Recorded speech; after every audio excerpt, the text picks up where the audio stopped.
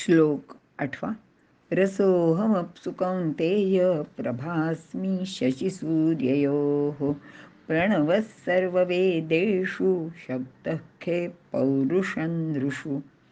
अर्थ, हे कौंतेय, उदकातील म्हणजेच द्रव पदार्थातील रस, चंद्र सूर्यातील प्रभा, वेदातील प्रणव म्हणजे ओंकार, आकाशातील शब्द व पुरुषांमध्ये असलेले पौरुष ही सारी परमेश्वरच आहेत असे तू समज, असे भगवंत अर्जुनाला सांगत आहेत. विवरण: माणसासमोर हे सर्व जग आहे. यामध्ये ईश्वर प्रगट रूपाने कोठे आहे याचे सविस्तर उत्तर पुढील श्लोकात दिलेले आहे. पैकी वरील श्लोकात भगवंत सांगतात, सर्व प्रवाही किंवा द्रव पदार्थातील रस हे ईश्वराचेच रूप आहे, जे सर्वांचे अनुभवास येते. आपण उसातील आणि सर्वच फळातील रस चाखतो, तो आपल्या सर्वांच्या परिचयाचा सुद्धा आहे. तसाच रस आपल्या शरीरातही असतो, तो सर्व जीवांचे अंगात असतो. यामध्ये आप हे तत्व आहे. जे जे प्रवाही आहे ते ते सर्व आप किंवा पाणी आहे. म्हणूनच शरीरातील रक्त आणि रस या आप तत्वातच मोडतात. या रसाला सर्व प्राणी मात्रांच्या जीवनात खूपच महत्त्व आहे. याचे योग्य प्रमाणावर माणसाचे आरोग्य अवलंबून असते. शरीरातील पाणी कमी झाल्यास जीवाला धोका निर्माण होतो. हे तत्व म्हणजेच परमात्मा. आणि पाणी कमी झाल्यावर काय होतं याचा अनुभव आपल्या सर्वांनाच आहे. प्रभास्मी शशी सूर्ययोः, चंद्र आणि सूर्यामध्ये प्रकाशण्याची जी एक विलक्षण शक्ती आहे ती म्हणजेच प्रभा. यामध्ये प्रकाशिका म्हणजे प्रकाश देणारी व दुसरी दाहिका म्हणजे जाळणारी. प्रकाशिका म्हणजे प्रभा, दाहिका म्हणजेच तेज. पैकी प्रकाशिका शक्ती दाहिका शक्तीविना राहू शकते. जसे चंद्र किंवा विविध रत्न, तिथे दाहकता नाही आहे पण प्रकाशिता आहे. परंतु दाहिका शक्ती मात्र प्रकाशिका शक्ती विना राहू शकत नाही. येथे चंद्र सूर्यांच्या प्रकाशिका शक्तीबद्दल वर्णन केलेले आहे, म्हणून चंद्र सूर्यांची प्रभा असा शब्द प्रयोग केला आहे. पुढील श्लोकात तेजश्चास्मी विभावसो असे वर्णन आलेले आहे. प्रणव सर्व वेदेषु, प्रणव म्हणजेच ओंकार. संपूर्ण वेदांमध्ये जो प्रणव आहे तो परमात्माच आहे, कारण हा सर्वप्रथम प्रगट झाला आहे. प्रणव म्हणजे प्रकर्षाने नवीन असणारा असा एक अर्थ आहे. प्राण किंवा जीव किंवा आत्मा हा सतत नवीन देह धारण करत असतो व तेथे नवीन कार्य करतो. म्हणून तो सनातन पुराण असा असला तरी तो नित्य नूतन सुद्धा आहे. वेदांनी वर्णन केलेला आत्मा म्हणजेच हा प्रणव परमात्माच आहे. शब्द खे, शब्द हा आकाशाचा गुण आहे. आकाश म्हणजे कधीही व्यक्त न होणारे, पण याचा गुण मात्र व्यक्त होतो. तो आपल्याला इंद्रियांद्वारा म्हणजेच कानाने किंवा श्रोत्राने श्रवण करता येतो. असा हा शब्द जेथे असेल तेथे आकाश हे असणारच. तोच महत्त्वाचा सुद्धा आहे. पौरुषं नृषु, सर्व पुरुषातले पौरुष हे परमेश्वरच आहे. मनुष्यांमध्ये सार वस्तू म्हणजेच पुरुषार्थ आहे. तेच परमेश्वराचे स्वरूपसुद्धा आहे. नित्य प्राप्त अशा परमात्म तत्वाचा अनुभव करणे हाच खरा पुरुषार्थ आहे. परंतु आपण व्यवहारातील अप्राप्य गोष्ट प्राप्त करण्यातच आपला खरा पुरुषार्थ आहे असे मानतो. एखाद्या अशिक्षित माणसाने मोठेपणी लिहायला वाचायला शिकून एखादी पदवी प्राप्त केली, किंवा गरीब माणूस खूप संपत्ती मिळवायला लागला किंवा प्रसिद्धी मिळवायला लागला, तर अशा गोष्टी भौतिक पुरुषार्थ आहे असे समजले जाते आणि आपल्याला त्याचेच फार अप्रूप वाटत असते. पण ते खरे नव्हे. आपल्याकडे शास्त्रात 4 पुरुषार्थ सांगितले आहेत.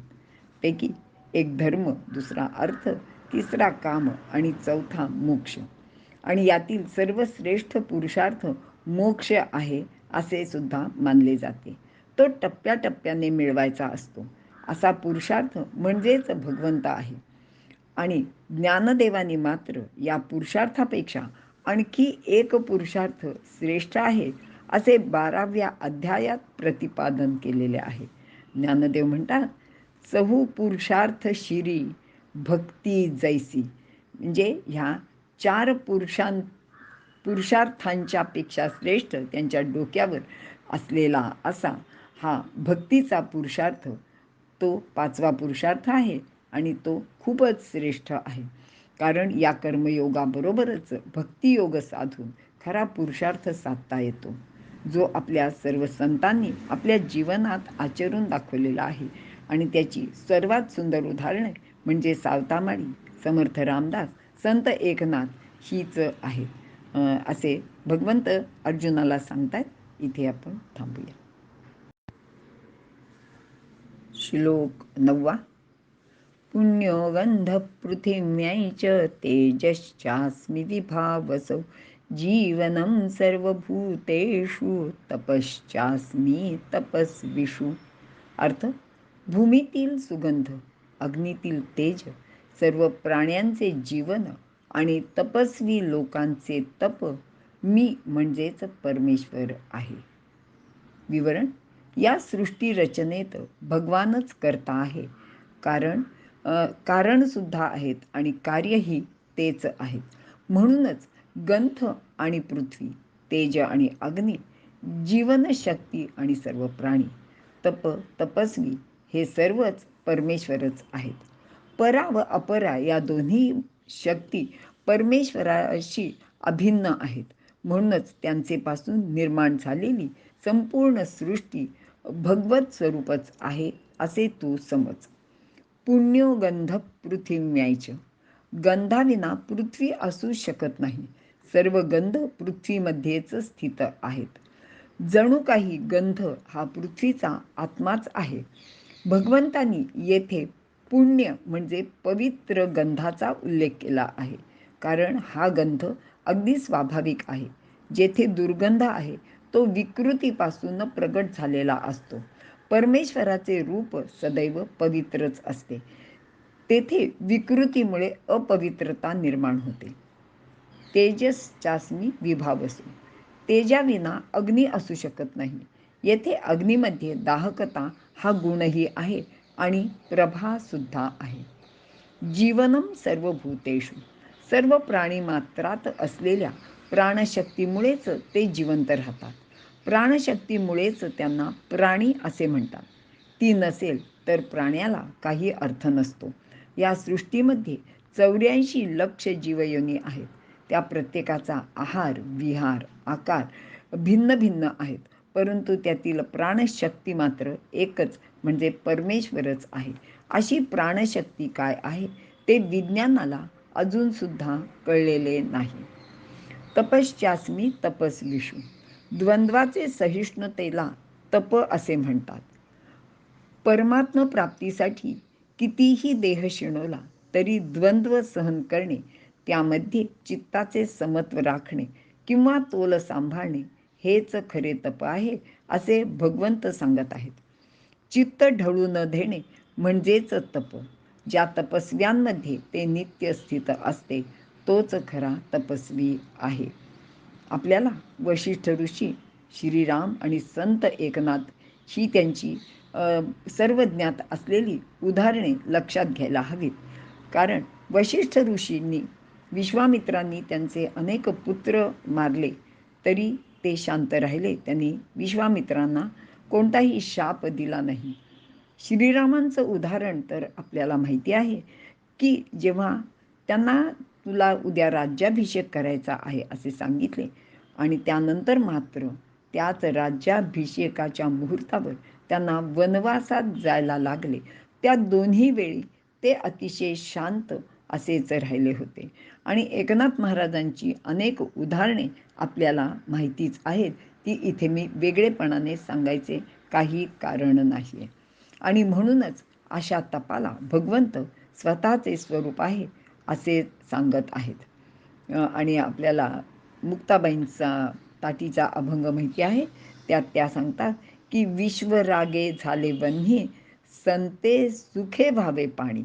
अशा प्रकारचं जर शांतपणा माणसाच्या अंगात असले तर तेच खरे तप आहे असे भगवंत सांगत आहेत. इथे आपण थांबूया. श्लोक 10.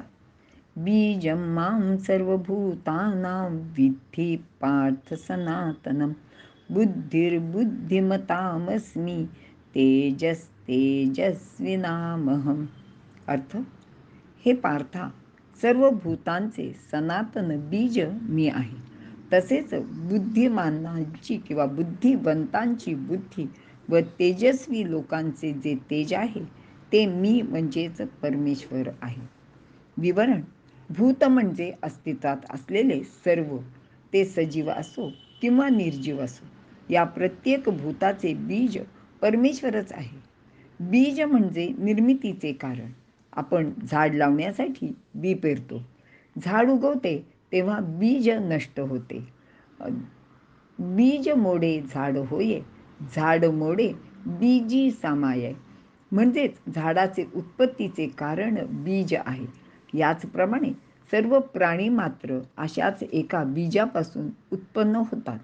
ते बीज म्हणजेच परमात्मा. निर्जीव गोष्टीसुद्धा कशापासून तरी तयार होतात. जसे लाकडाचे फर्निचर, मातीची धातूची भांडी, सोन्याचे दागिने. यामध्ये अनुक्रमे लाकूड, माती, सोने हे त्या त्या वस्तूंचे बीजच असते.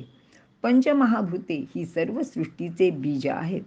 देह तव पाचाचा झाला आणि पंचमहाभूतांची निर्मिती मायेपासून किंवा प्रकृतीपासून झाली आहे. प्रकृती परमेश्वरापासून. म्हणूनच परमात्मा हाच या सर्वांचे बीज किंवा मूळ आहे. आपल्याकडे वेगवेगळी गोत्र आपण सांगतो की मी अमक्या गोत्राचा, मी तमक्या गोत्राचा. तर ही जी गोत्रांची नावे आपण सांगतो ती आपल्या मूळ पुरुषांची नावे आहेत. म्हणजेच वशिष्ठ, अत्री, कश्यप इत्यादी जी गोत्र आहेत ते त्या ऋषींचे आपण वंशज आहोत. ते आपल्या कुळाचे बीज आहेत. बुद्धी म्हणजे काय ते नेमके कोणालाच सांगता येत नाही. अगदी बुद्धिमान माणसाला सुद्धा ते समजत नाही. मात्र बुद्धी असल्याखेरीज बुद्धिमान असू शकत नाही. अशी बुद्धिमान माणसातील बुद्धी म्हणजेच परमात्मा आहे. त्याचप्रमाणे तेजस्वी माणसातील तेज हा परमात्माच आहे. तेज हे दैवी संपत्तीचे लक्षण आहे. जे तत्वज्ञ जीवनमुक्त अवस्थेत असतात किंवा संत महापुरुष यांचे ठिकाणी तेजरूपाने एकच शक्ती अंतर्भूत असते. त्याचे प्रभावाने दुर्गुणी दुराचारी मनुष्य सद्गुणी सदाचारी होतो. जसे नारदांचे सहवासात वाल्ह्याकोळी वाल्मिकी झाला, संत तुकाराम किंवा ज्ञानदेव यांचे सहवासात असेच अनेक लोक घडलेले आपल्याला माहिती आहेत.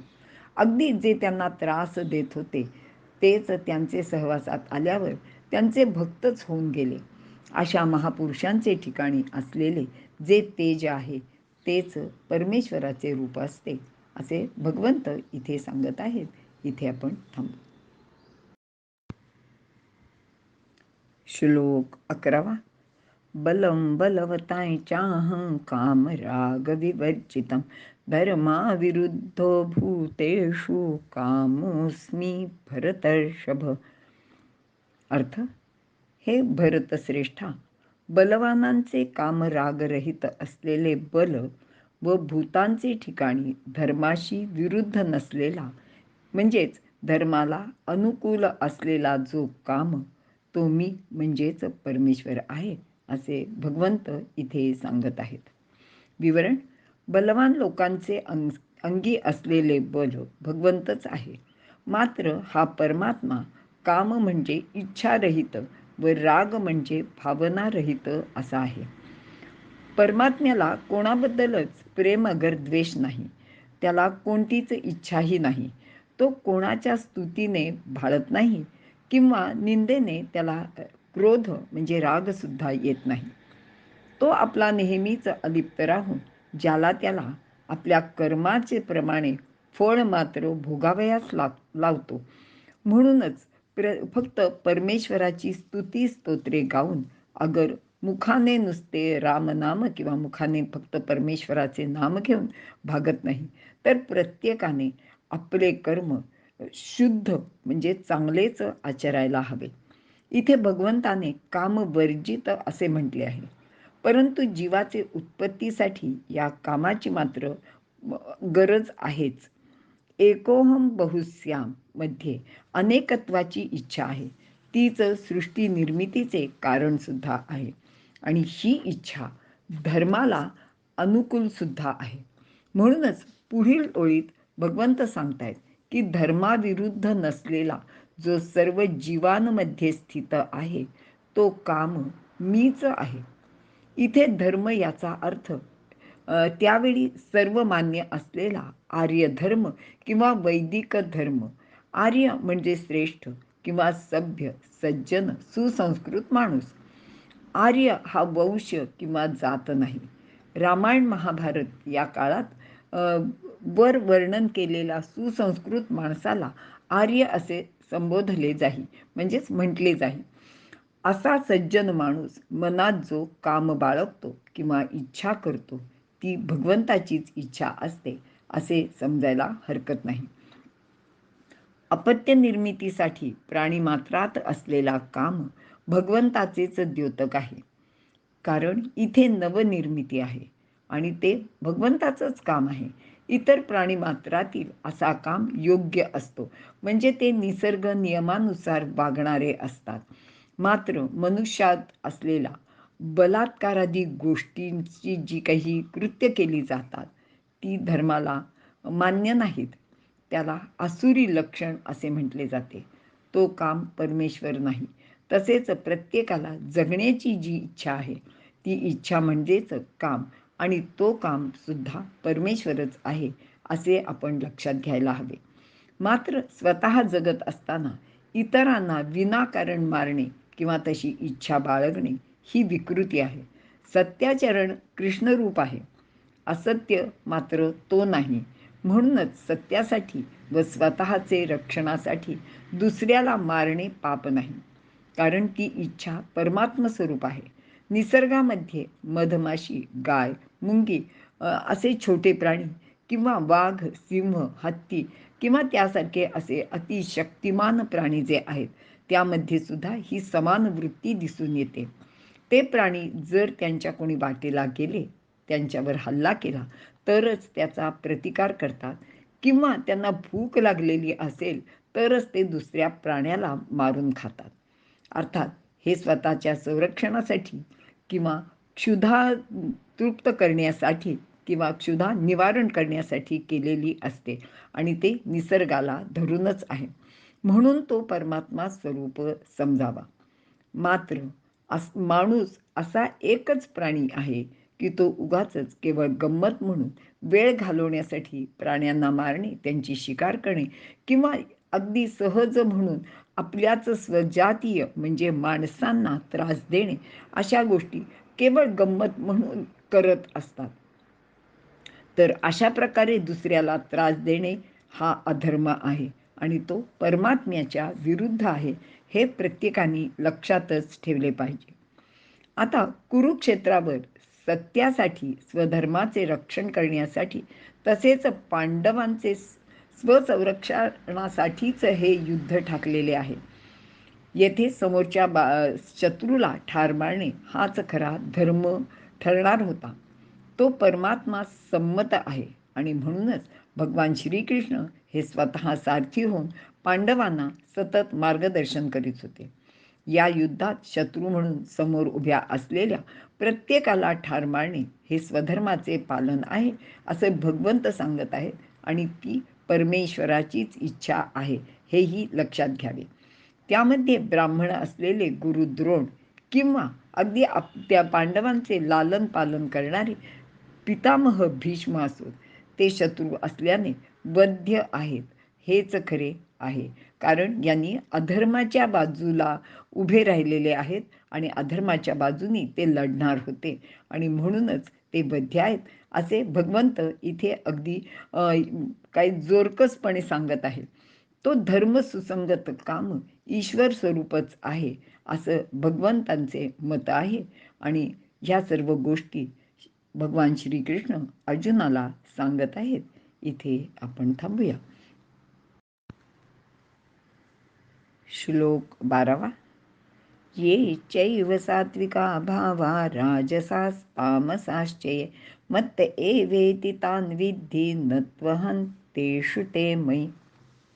अर्थ: सात्विक, राजस आणि तामस हे जे भाव आहेत ते सर्व माझ्यापासून म्हणजेच परमेश्वरापासूनच उत्पन्न होतात असे तू समज, आणि मी मात्र त्यामध्ये नसतो, तरी ते मात्र माझ्यात आहेत. विवरण: या श्लोकात सात्विक, राजस व तामस हे तीनही भाव ईश्वरापासूनच उत्पन्न होतात असे सांगितले आहे. हे तीनही प्रकारचे भाव ईश्वराचे स्वरूप आहेत. ते प्रत्येक जीवमात्रात असतात. त्यांचे व्यतिरिक्त जीव अस्तित्वात राहू शकत नाही. येथे भगवान श्रीकृष्ण म्हणजेच देहधारी परमात्मा हे सर्व सांगत आहेत.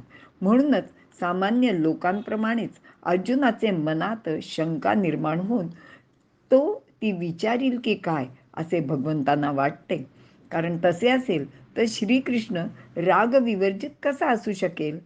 पण तसे विचारण्याआधीच भगवंत उत्तर देत आहेत की परमात्म्यापासून उत्पन्न होणारे हे भाव त्यामध्ये परमात्मा मात्र असत नाही. म्हणजे ते परमात्म्यापासून निर्माण होतात, पण त्यांच्यामध्ये परमात्मा प्रत्यक्ष नसतो, कारण तो विशुद्ध आणि द्वंद्वातीतच आहे. आणि ह्या परमेश्वरानेच हे भाव का निर्माण केले असा प्रश्नसुद्धा आपल्याला पडू शकतो. आणि त्याचे उत्तर असे आहे की जीवाला कर्माप्रमाणे फळ मिळाले पाहिजे असं भगवंताला वाटते. म्हणूनच तो प्रत्येक जीवाचे कर्म व मिळणारे कर्मफल अलिप्तपणे पाहत राहतो. तो भावात नसतो व भावही त्याचे मध्ये नसतात. त्यामुळेच तो निंदा किंवा स्तुती यांचे पासून दूर असतो, किंवा त्यांच्यात त्याला काही रसही नसतो. परमात्म्यात तर हे तीन भाव नाहीत, तर मग हे त्याने उत्पन्न तरी का केले असाही एक प्रश्न निर्माण होतो. आणि त्याचे उत्तर असे आहे की परमात्म्यात हे तीनही भाव आहेत, पण ते अगदी समप्रमाणात आहेत आणि त्याचमुळे त्यांचे अस्तित्व जाणत नाही. कारण त्यांची सम अवस्था असते. कोणत्याही एका भावाचे कमी किंवा अधिक प्रमाण झाले तरच त्याचे अस्तित्व वेगळेपणाने आपल्याला जाणवते. आता याचं उदाहरण द्यायचं झालं तर जसे हवा सम असेल तर आपल्याला त्याचे अस्तित्व जाणवत नाही. मात्र काही कारणाने हवेचा दाब कमी अगर जास्त झाला तर हवेचे अस्तित्व म्हणजेच ते वाऱ्याच्या रूपाने आपल्याला जाणवत राहते. अगदी हे तसेच आहे. मात्र परमात्मा स्वतःपासून जीवाची निर्मिती करताना ते भाव प्राणीमात्रात समप्रमाणात ठेवत नाही, तर या भावाचे कमी अधिक प्रमाण केल्याने व्यक्ती तितक्या प्रकृती निर्माण होतात. म्हणजे ज्यांच्यात सात्विक भाव जास्त असेल ते सात्विक वृत्तीचे होतात, तसेच राजस आणि तामस भावांचे आहे असे आपण लक्षात घ्यावे. सर्व प्राणीमात्रांमध्ये हा भेद अगदी दिसून येतो. या भावांचे प्रमाणे त्या त्या व्यक्ती सात्विक, राजस किंवा तामस अशा प्रकारचे भाव प्रगट करतात आणि तशा प्रकारचे त्यांचे वर्तनसुद्धा असते. प्रमाण कमी अधिक असले तरी तीनही भाव प्रत्येकामध्ये मात्र असतातच. या तीन भावांचे प्रतीक म्हणून विष्णू, ब्रह्मा आणि महेश किंवा शंकर या देवतांची जनमानसात निर्मिती झाली आहे. ते अनुक्रमे सात्विक, राजस आणि तामस या वृत्तीचे प्रतिनिधित्व करतात असे आपण मानतो. आता खरे पाहिले तर हे तीनही भाव संपूर्णपणे कोणा एकामध्ये असू शकत नाहीत. मात्र मानवाने दत्तात्रेय या देवतेची कल्पना करून ते तीन भाव एकत्रपणे एकाच मूर्तीमध्ये कल्पिलेले आहेत. आणि या दत्तात्रेयांच्या या देवतेची जनक अत्रि ऋषी आहेत. त्यांनीच सर्वप्रथम सांगितले की हे तीन वेगळे नाहीत, ते तिघही एकच आहेत. अत्रीचा अर्थ असा आहे की अ म्हणजे नाही आणि त्रि म्हणजे तीन. ज्याने सांगितले की ही तीन वेगळे नाहीत, एकच आहेत, ते अत्री. एकाच परमात्म्याचे ठिकाणी हे तीनही भाव सम अवस्थेत स्थित आहेत. मत्त एवेती तान्विती नत्वहन तेषु ते मयी. हे सर्व भाव परमात्म्यात आहेत, हे आपण पाहिले. पण या भावात परमात्मा नाही. आता हे असं कसं असेल, असा प्रश्न आपल्याला स्वाभाविकपणेच पडतो. आणि त्याचे उत्तर असे आहे की झाडाला पाने, फुले, फळे आहेत, पण या सर्वांमध्ये तो वृक्ष असत नाही. किंवा मेघापासून पाणी आपल्याला मिळते, म्हणजे पाऊस पडतो, पण त्या पाण्यात कुठे मेघ म्हणजे ते ढग असत नाहीत. किंवा पाण्याचे मुळे विजेसारखे लखलखीत तेज निर्माण होते, तर त्या विजेमध्ये काही पाणी असत नाही. आणि असेच अगदी परमेश्वराचे आहे, तो त्या भावात असत नाही. इथे आपण थांबूया. श्लोक 13. त्रिभिर्गुणमैर्भावैरेभिः सर्वमिदं जगत् मोहितन्नाभिजानाति मामेभ्यः परमं व्ययम्. अर्थ: सात्विक, राजस व तामस या तीन गुणांनी मोहित झालेले हे सर्व जग याहून विलक्षण, पर व अव्यय आहे असा जो परमात्मा आहे, त्याला जाणत नाही, असे भगवंत अर्जुनाला सांगत आहेत. विवरण: मागील श्लोक क्रमांक 8 ते 12 मध्ये परमात्मा कशा कशात आहे ते सांगून तो आपल्या किती जवळ आहे, त्याचे नेमके स्वरूप सुद्धा कसे आहे ते श्रीकृष्णांनी सांगितलेले आहे. प्रत्येक गोष्टीत जे सार आहे, जे अक्षर तत्व आहे, तो परमात्मा, तो विविध गोष्टीतून आपल्यासमोर प्रगट होतो. जसे ऊस हे क्षरतत्व आहे, कारण ऊस हा मोडणारा, नष्ट होणारा दृश्य सुद्धा आहे, पण त्यातील अक्षरतत्व म्हणजे गोडी आहे. म्हणूनच क्षर आणि अक्षरतत्व एकत्र आले की ऊसाचे मूर्त स्वरूप तयार होते. त्याचा येणारा अनुभव हा पुरुषोत्तम परमात्मा आहे. असा हा परमात्मा इतक्या जवळ असला तर तरीसुद्धा आपणाला का अनुभवता येत नाही, ते या श्लोकापासून पुढील 2 श्लोकात भगवंतांनी सांगितलं आहे. सर्वप्रथम मायेचे स्वरूप काय आहे आणि त्यामुळे माणसाला मोह कसा होतो ते आपण पाहूया. माया शब्दाचा मूळ अर्थ कला, कौशल्य, हुन्नर, कारागिरी असा आहे. ही माया कशी कार्य करते ते लक्षात घ्यायला लागते. जसे कुंभार मातीची घागर अथवा विविध वस्तू बनवतो, जेव्हा नुसती माती होती तेव्हा या गोष्टीची आपल्याला कल्पनाच नसते, पण मातीत कोणा कारागिराची कारागिरी म्हणजे माया मिळाली की जसे घागर निर्माण होते, म्हणजे तो घागर तयार करतो आणि आपण तिचा उपभोग घेऊ लागतो. आता घागर हे मायेचे रूप आहे.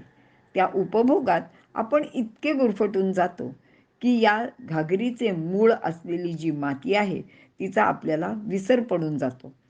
तसेच ती घागर जर फुटली किंवा तर त्याचे आपल्याला दुःख होते. ती जवळ असल्याचा आपल्याला आनंद वाटत असतो. अशा रीतीने आपण मायेत व तिच्यापासून निर्माण झालेल्या विविध गोष्टींच्या मध्ये रमतो आणि मोहात सापडतो. मोह याचा अर्थ लोभ असा आपण करतो, पण मोह म्हणजे खरं तर लोभ नाही, तर मोह म्हणजे बुद्धिभ्रष्ट होणे, म्हणजेच चांगल्या वाईट, खऱ्या खोट्याची पारख करण्याचा विवेक संपणे. जसे अर्जुनाला मोह झाला म्हणून तो युद्ध करायला तयार नव्हता. मोह दूर होताच त्याने भगवंताला सांगितले की नष्टो मोह स्मृतिर्लब्धा. मोह नष्ट होऊन बुद्धी स्थिर झाली. माणसामध्ये असलेल्या सत्व, रज, तम या 3 गुणांनी युक्त असलेल्या भावांमुळेच त्याला मोह निर्माण होतो. अशा मोहात अडकलेला माणूस या 3 गुणांचे पलीकडे असलेल्या परमात्म्याला विसरून जातो. जसे विहिरीतील बेडूक समुद्राच्या भव्यपणाची कल्पनाच करू शकत नाही किंवा विहिरीबाहेरील जगाची त्याला कल्पनाच नसते, तसेच या 3 गुणात व भावात अडकलेले सामान्य लोक परमात्म्याला जाणू शकत नाही. मग परमात्मा कसा आहे? तर तो अव्यय किंवा अक्षर आहे. आता या व्यवहारी जगातील प्रत्येक गोष्ट खर्ची पडणारी, झिजणारी, नष्ट होणारी आहे. पण परमात्मा मात्र आहे तसाच राहतो. त्याची कल्पना या नष्ट होणाऱ्या जगातील लोकांना येतच नाही. त्याला जाणणाऱ्यांमध्ये कोणीच असत नाही.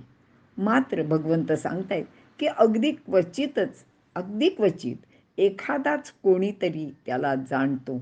आणि म्हणूनच माऊली असं म्हणतात की मनुष्याच्या सहस्रामाची विपाइले याची दिवसा, तैसे या दिवसे करा बहुवसा, माझी विरळा जाणे. विरळ असतो, अगदी क्वचित एखादाच असतो, असा याचा अर्थ आहे. असं भगवंत अर्जुनाला इथे सांगत आहे. आणि इथे आपण थांबूया. श्लोक 14. दैवी हेषा गुणमयी मम माया दुरत्यया, मामेव ये प्रपद्यन्ते मायामेतांतरन्ति ते. अर्थ, या माझ्या म्हणजे परमेश्वराचे त्रिगुणात्मक दैवी मायेचे अतिक्रमण करणे म्हणजे तिला ओलांडून पलीकडे जाणे अत्यंत कठीण आहे. जे मलाच ईश्वराला सर्वस्वी शरण येतात तेच ही माया तरून जातात. विवरण. वरील श्लोकात माणूस मोहित कसा होतो ते सांगितले आहे. हे जग कृष्ण परमात्म्याला का जाणत नाही त्याचे कारण या श्लोकात भगवंत सांगत आहेत. जगाच्या या मोहाला ही मायाच कारण आहे. माया ही दैवी आहे. या दैवी शब्दात दिव हा मूळ शब्द आहे आणि त्याचा अर्थ तेज असा आहे. जे तेजोमय आहे ते ईश्वराचे रूप आहे. ते देव आहे. ते देवाचे दैवी. त्यामुळे ही दैवी माया म्हणजेच पराक्रमी व तेजस्वी अशी आहे. शिवाय ती गुणमयी सुद्धा आहे. ती 3 गुणांनी बनलेली आहे आणि म्हणूनच ती अत्यंत दुस्तर अशीच आहे. त्या मायेच्या घोटाळ्याला ओलांडून सुखरूपपणे पलीकडे जाणे अगदीच कठीण आहे. सारे जग या माया नदीच्या प्रवाहात गटांगळ्या खात राहत असते. या माया नदीमध्ये काय काय आहे त्याचे वर्णन ज्ञानदेवांनी केलेले आहे आणि मी ते तुम्हाला अगदी थोडक्यात इथे सांगायचा प्रयत्न करत आहे. तर ज्ञानदेव असे म्हणतात की ती सर्वप्रथम संकल्परूपी पाण्याची उसळी मारते. या संकल्पातून पंचमहाभूत रूपी बुडबुडे निर्माण होतात व सृष्टीचा विस्तार करून मग आपल्या त्रिगुणाद्वारे ही सर्व सृष्टी ती मोहित करते. जणू या गुणांचा ती पाऊसच पाडते. त्यामुळेच मोहाला महापूर सुद्धा येतो आणि त्यात यमनियम वाहून जातात.